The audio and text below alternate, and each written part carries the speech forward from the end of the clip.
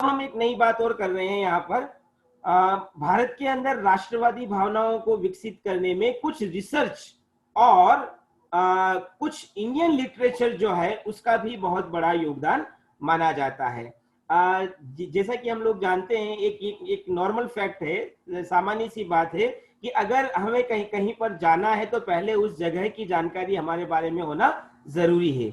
तो यही चीज यूरोपियन लोगों ने भी स्वीकार की। जब यूरोपीय शक्तियां भारत की तरफ आई तो उनका यह उद्देश्य था कि वो भारत में अपना शासन स्थापित करें, और शासन स्थापित करने के लिए उनके लिए यह भी जरूरी था कि भारत का जो आंतरिक ढांचा है, भारत की जो संस्कृति है, वो किस तरह की है, उसको उसको उसका अध्ययन करना उनके लिए जरूरी था।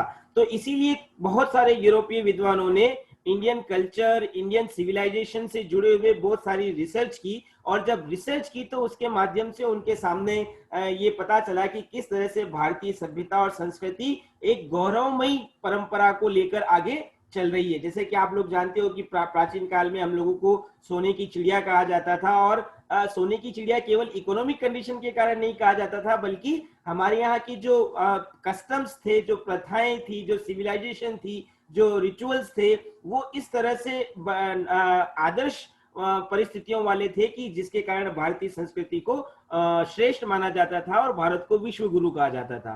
तो जो यूरोपियन लोगों ने जो रिसर्च की, उस रिसर्च के अंदर यही एस्पेक्ट पुनः उभर कर सामने आया।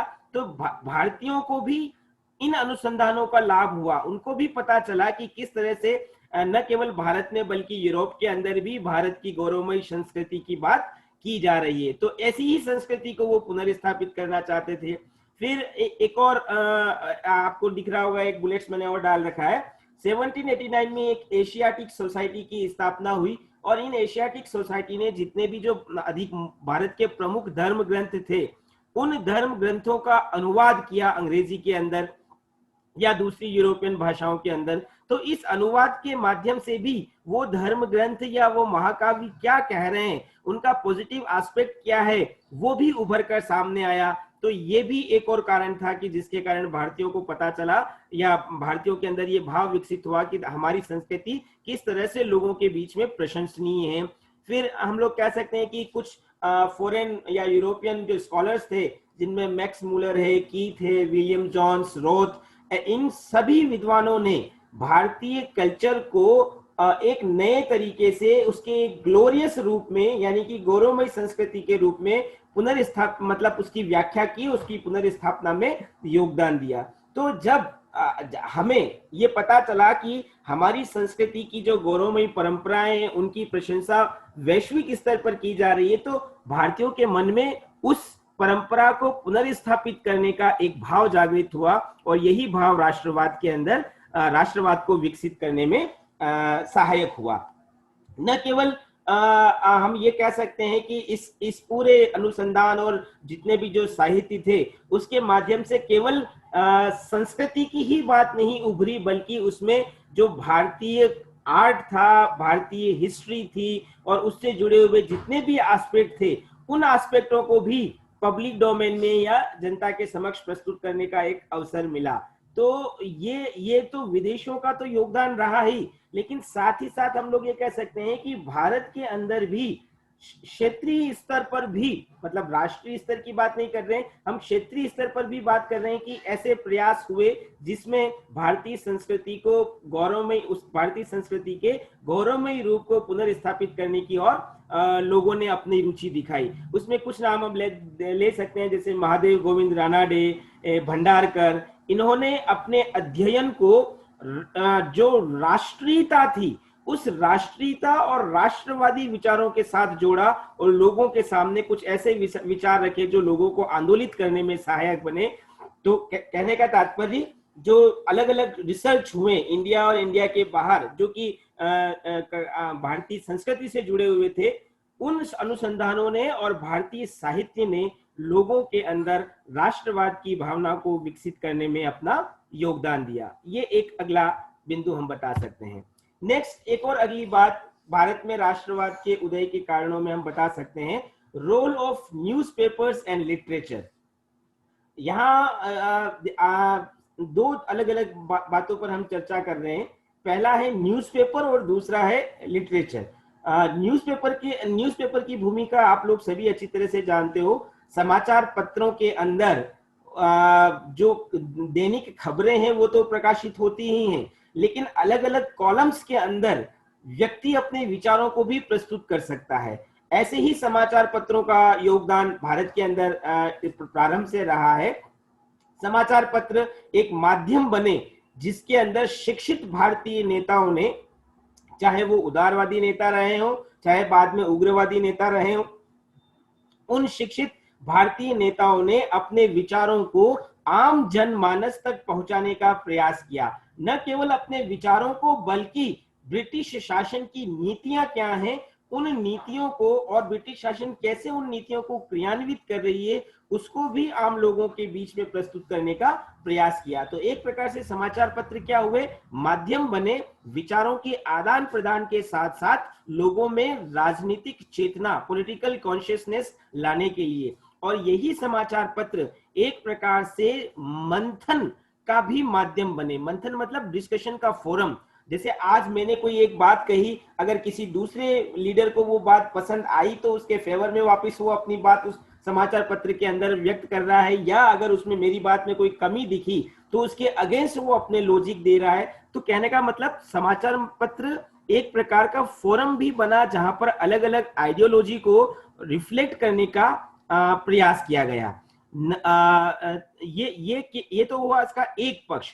लेकिन एक दूसरा पक्ष भी है और हम समाचार पत्रों का बता सकते हैं कि कुछ समाचार पत्र ऐसे भी थे जिसके अंदर सरकारी पक्ष का भी समर्थन किया गया।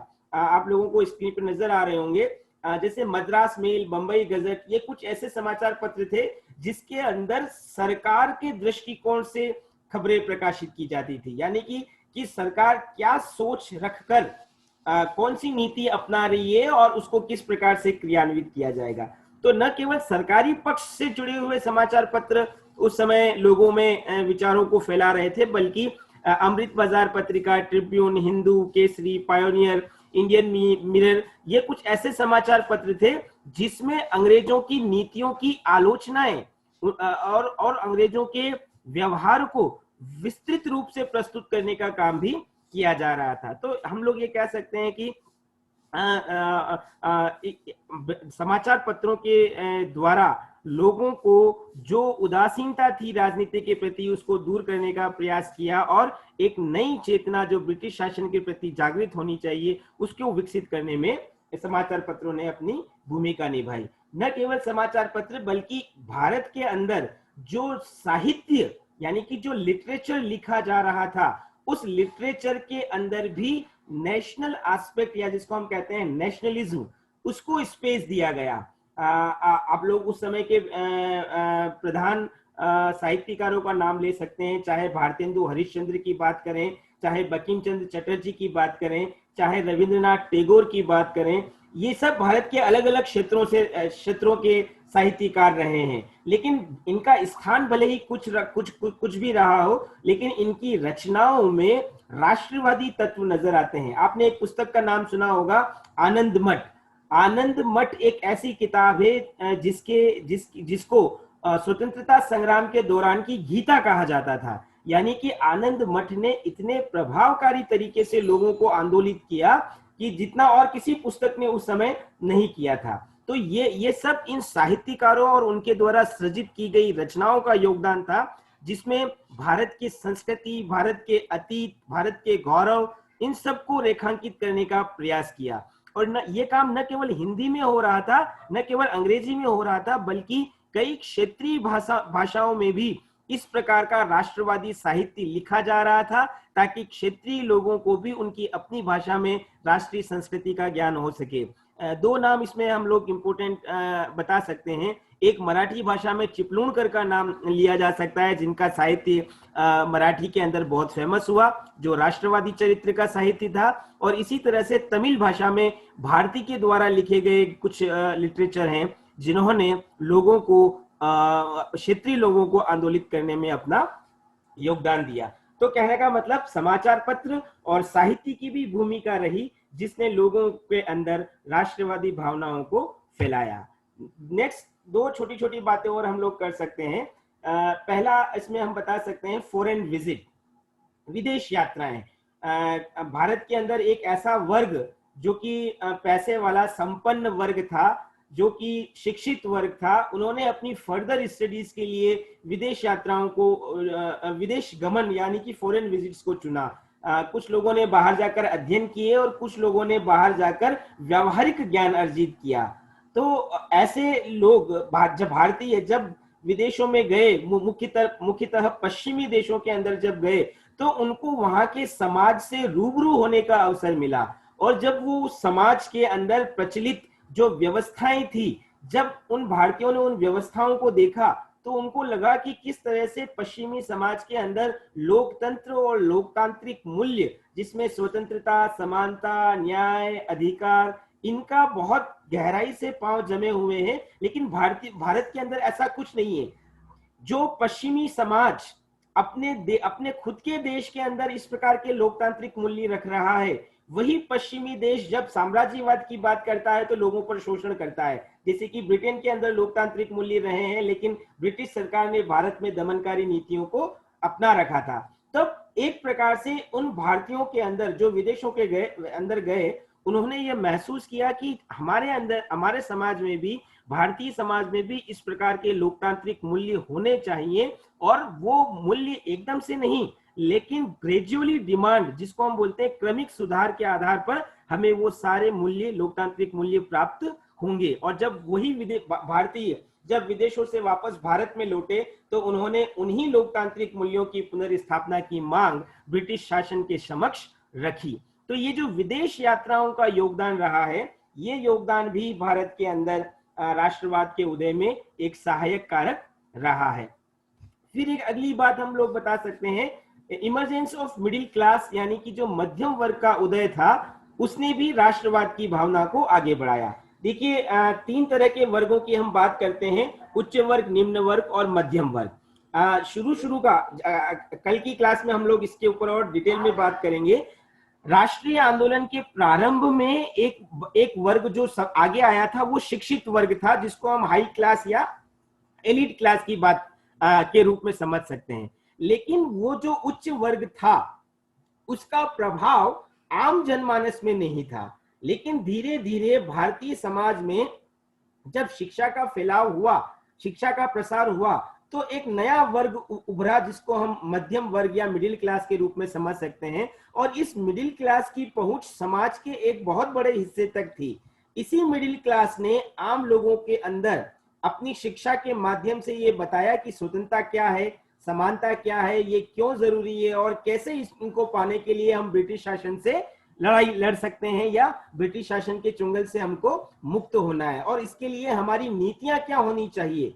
तो एक प्रकार से ये जो मध्यम वर्ग का नेतृत्व था, इस मध्यम वर्ग के उभार ने भी भारतीय राष्ट्रीय आंदोलन में राष्ट्रवाद की भावनाओं को और ज्यादा फैलाने में अपना योगदान दिया। तो ये एक और अगला कारक हम लोग बता सकते हैं।